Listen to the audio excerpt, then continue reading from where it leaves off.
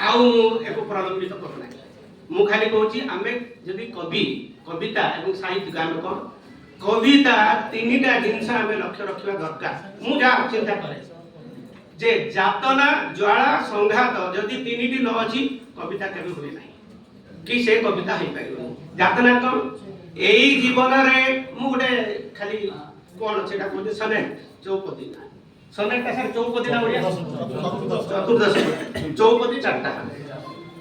सनेट गोटे मु कहूँ यही जीवन में बंधु हे मम पाइली वेदना जेते कहीकि पारिबी सते कहिले हसिबे जगत जनता शुणिले मारिबे ताली न कहिले देबे निंदा अपवाद केते अकरुण गाई ये ला कोन जातना ज्वाला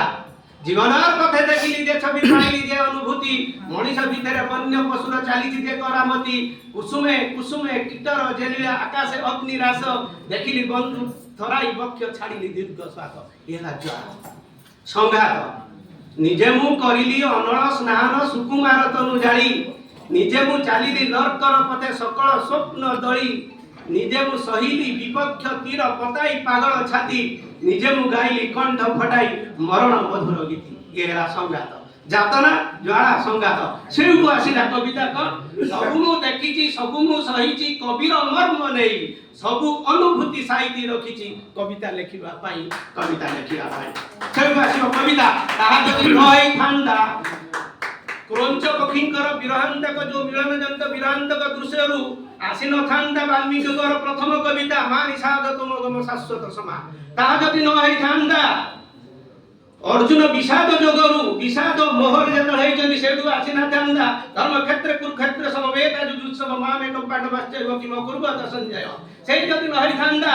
भीम भयंकर सेई दुर्दशा सेटा न जदि हे से नय थांदे जातना जला संजातर कथा न थांदा ताले प्राणी को आरत दुख प्रमित आपण साराणा दास देखतु अति बड़ी जगन्नाथ दास को सबु तेनु सिए कोडी बाहर नथिला पुरस्कार नथिला माइक चौकी नथिला किछि नथिला से माने सेठु बांची जे से रही सेतले से हजार हजार हुए तो लेखिबे से सब किछि नाही